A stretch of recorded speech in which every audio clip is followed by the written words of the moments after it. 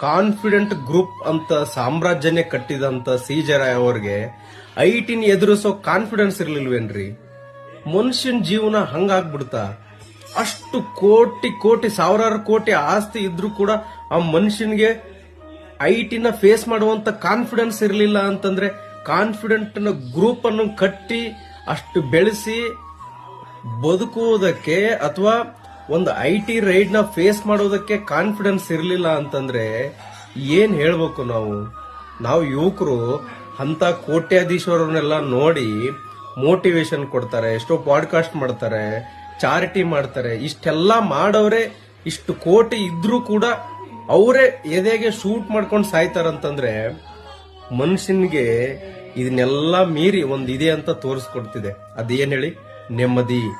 ಕೋಟಿ ಇದೆಯಾ, ನೆಮ್ಮದಿ ಇರ್ಲಿಲ್ಲ ಅಂದ್ರೆ ಏನಿಲ್ಲ. ದುಡ್ಡು ಇರ್ಲಿಲ್ವಾ, ನೆಮ್ಮದಿಯಿಂದ ಇರ್ಲಿಲ್ಲ ಅಂತಂದ್ರೆ ಏನೂ ಇಲ್ಲ. ದುಡ್ಡು ಬರುತ್ತೆ ಹೋಗುತ್ತೆ, ಆದ್ರೆ ಮನುಷ್ಯಂಗೆ ನೆಮ್ಮದಿ ಅನ್ನೋದು ಶಾಶ್ವತವಾಗಿದ್ರೆ ಯಾವುದನ್ನ ಬೇಕಾದ್ರೂ ಎದುರಿಸಬಹುದು. ನೀವು ಜೀವನದಲ್ಲಿ ಏನೇ ಹಣ ಸಂಪಾದನೆ ಮಾಡಿ ನೆಮ್ಮದಿ ಇರ್ಲಿಲ್ಲ ಅಂತಂದ್ರೆ ಮನುಷ್ಯ ಏನ್ ಬೇಕಾದ್ರೂ ನಿರ್ಧಾರ ತಗೊಳ್ತಾನೆ ಅನ್ನೋದಕ್ಕೆ ಸಿ.ಜೆ. ರಾಯ್ ಅವರೇ ಉದಾಹರಣೆ.